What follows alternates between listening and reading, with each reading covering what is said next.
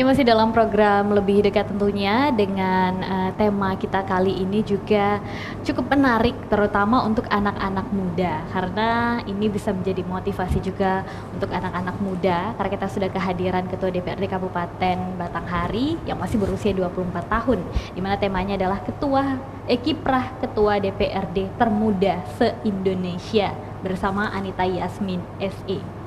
Ini kalau saya lagi-lagi mendengar termuda se-Indonesia sebagai mungkin Putri Jambi sendiri ya, saya merasa bangga juga punya Ketua DPRD termuda se-Indonesia, Ibu Anita Yasmin. Nah, tadi kita sudah berbincang-bincang tentang bagaimana kiprah Ibu sendiri sebagai Ketua DPRD Kabupaten Batanghari, bagaimana Ibu membangun emosional dengan tentunya banyak kader-kader yang jauh umurnya lebih tua dari Ibu sendiri. Ini kita tadi sedikit ada berbincang tentang infrastruktur Kabupaten Batanghari sendiri. Tentunya tadi seperti yang Ibu bilang, selain lingkungan juga infrastruktur masih banyak yang harus dibenahi. Konsentrasi Ibu sendiri untuk ke infrastrukturnya sekarang itu bagaimana, Bu? Ya, memang ini permasalahan yang konkret terjadi di Kabupaten Batanghari adalah infrastruktur, terutama jalan. Jadi memang hampir beberapa jalan di Kabupaten Batanghari dalam kondisi rusak. Upaya kita adalah kita melakukan, mulai dari tahun ini, dari akhir tahun ini kita melakukan musrenbang. Dari musrenbang desa, kemudian langsung ke kecamatan, kemudian nantinya kita akan tahu nih aduan dari masyarakat kan seperti itu.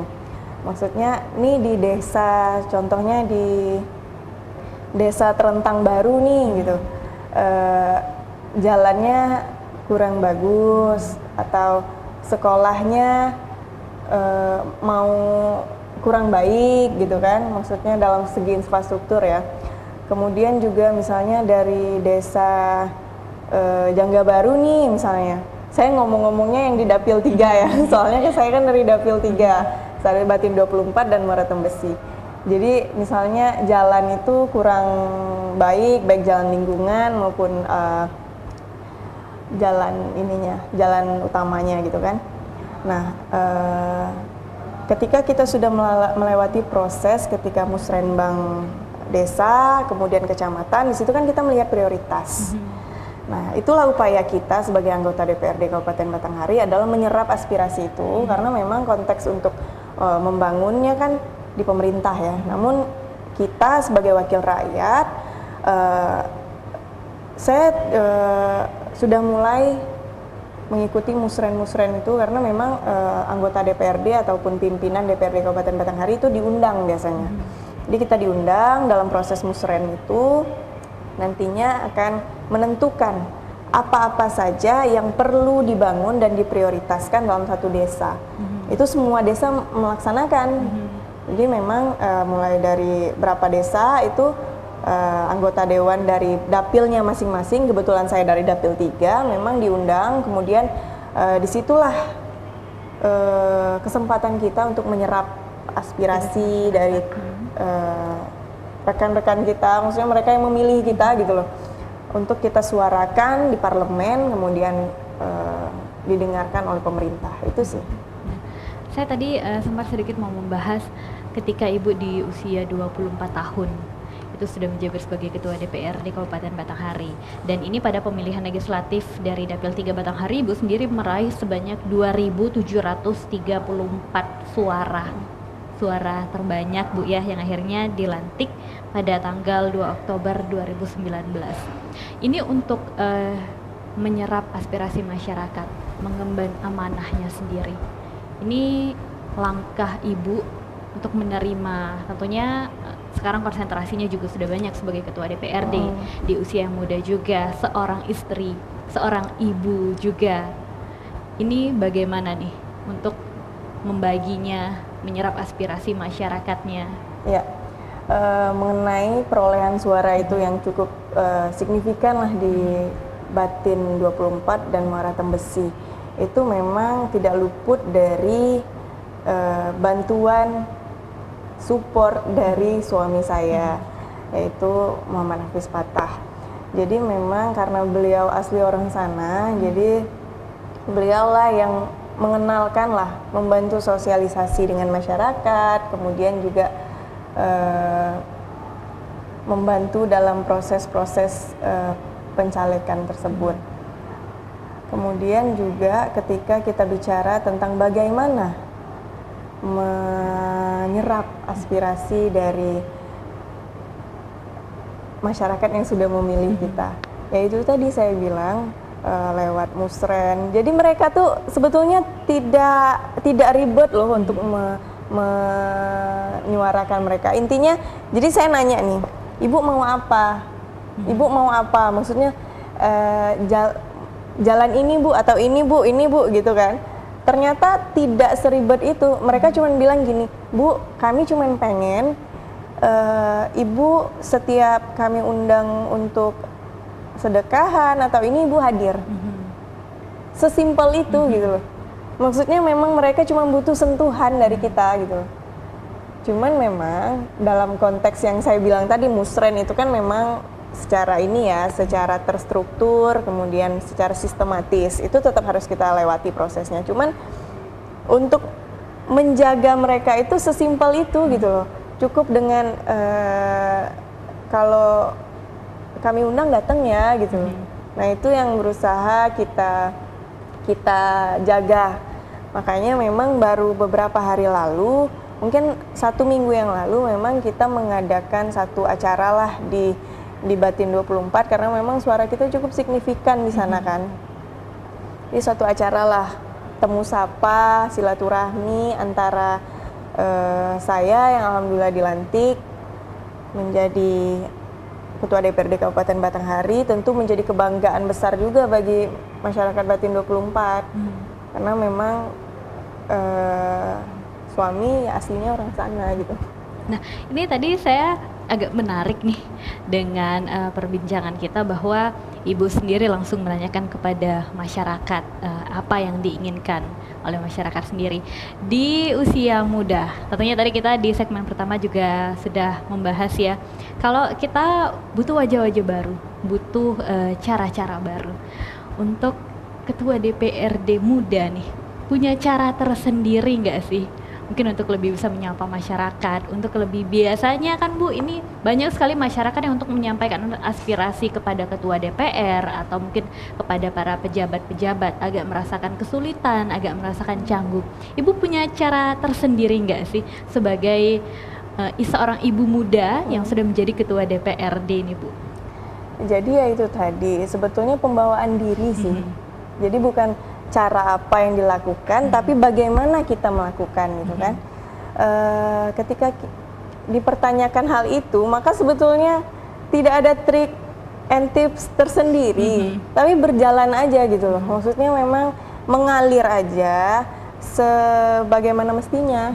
Jadi memang ketika yaitu dalam konteks acara misalnya kan, kita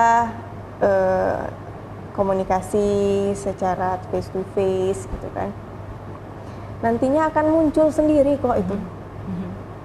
Karena itu saya juga bingung menjelaskannya apa tips and triknya gitu loh, karena memang kalau pendekatan ke anak muda mungkin ke media sosial ya gitu, karena saya juga aktif bermedia sosial. Kemudian juga kalau dengan orang-orang yang cukup berumur, sebetulnya mereka cenderung tidak aktif bermedia sosial ya.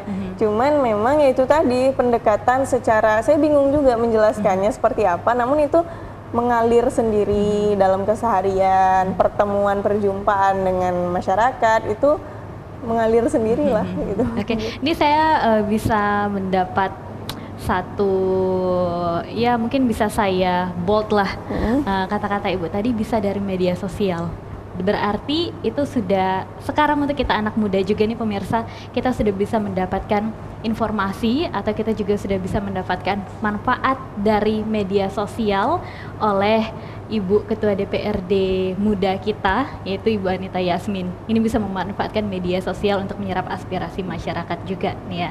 Dan itu mungkin bisa menjadi salah satu contoh juga. Mungkin untuk ke depan bisa jadi ada anak muda juga yang terinspirasi nih dari Ibu Anita Yasmin sendiri untuk menyalonkan diri sebagai Ketua DPRD, untuk bisa memanfaatkan memanfaatkan mungkin media sosial yang ada untuk hal-hal yang lebih positif lagi tentunya Bu ya. Ya karena memang ini loh sempat ini konkret terjadi ya. Memang ada salah seorang anak dia ingin ikut dalam beasiswa apa gitu, saya lupa juga. Jadi dia kirim via DM Instagram, berbentuk DM ya, DM Instagram. Kemudian saya baca, terus besoknya pengajuannya datang secara resmi gitu loh, dalam bentuk ini ya, tertulis gitu kan. Karena kita udah dapat udah apa ya bahasanya tuh ya, udah tahu dulu dari media sosial DM dia tadi, kan kita lihat tuh profil dia, oh ternyata memang anaknya ini ya gitu, cukup berprestasi ya, cukup ini ya, oh ya udahlah dibantu aja gitu kan. Nah itu sih jadinya imbas positif dari media sosial, karena memang itu poin pentingnya ketika kita sebagai ketua DPRD itu berasal dari generasi milenial gitu loh, karena memang kita tidak mengabaikan media sosial, karena memang biasanya generasi-generasi yang lebih senior itu biasanya tidak aktif bermedia sosial, namun kita yang lebih muda ini cenderung apa ya bahasanya ya, candu sih enggak, cuman memang cukup aktif lebih lah. Aktif lah ya. Aktif lah bermedia sosial, jadi saya rasa itu cukup jadi poin positif lah ketika kita pandang dari segi positif ya. Bisa menyebarkan informasi yang bermanfaat juga melalui media sosial ya. Nah ini untuk Ibu Anita Yasmin sendiri, dulu pernah menjadi presenter, dulu juga pernah runner up Bujang Gadis, sekarang Ibu menjadi ketua DPRD Provinsi sendiri. Nah ini tentunya di usia yang muda, pernah mendapatkan selentingan yang nggak enak tentunya.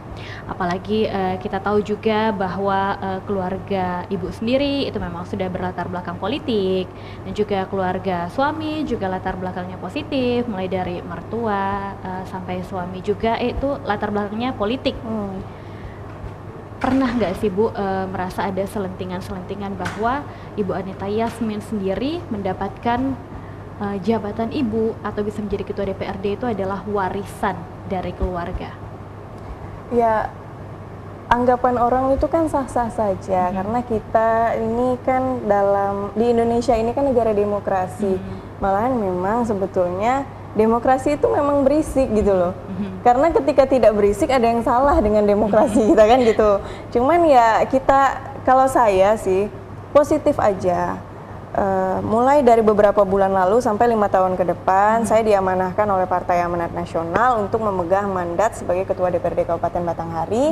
Terlepas dari apapun itu di belakang saya, baik suami, mertua, orang tua, saya tetaplah orang yang diberikan kepercayaan itu gitu loh. Jadi izinkan saya untuk 5 tahun ke depan membuktikan diri bahwa saya mampu dan layak, sehingga nantinya bisa menjadi inspirasi juga bagi penerus-penerus kita yang akan datang. Itu sih. Nah untuk suami dan keluarga, pada saat pertama kali Ibu ingin mencalonkan sebagai Ketua DPRD Kabupaten Batanghari, dukungan apa yang diberikan oleh mereka nih Bu? Kalau dukungan, memang 99,9% dukungan itu berasal dari keluarga, terutama suami. Suami itu memang mendampingi detik ke detik, menit ke menit, jam ke jam, hari ke hari dari proses pemilihan itu sendiri sampai dengan hari pencoblosan itu 17 April kalau nggak salah 2018. Memang peran suami di situ sangat luar biasa pentingnya, dan bukan hanya dukungan, support, semua memang berasal dari suami. Kemudian juga tak lupa dari itu juga orang tua, karena memang walaupun mereka tidak terjun langsung, namun doa mereka menjadi satu hal yang sangat penting gitu, yang tidak bisa kita abaikan. Doa orang tua, kemudian juga usaha bantuan dari suami juga, itu sih. Nah, nanti kita akan berbincang-bincang lagi masih mengenai terjunnya Ibu Anita Yasmin ke dunia politik ya. Pemirsa, masih bersama narasumber kita juga Anita Yasmin. Tapi setelah jeda pariwara yang berikut ini tetap bersama kami di Lebih Dekat.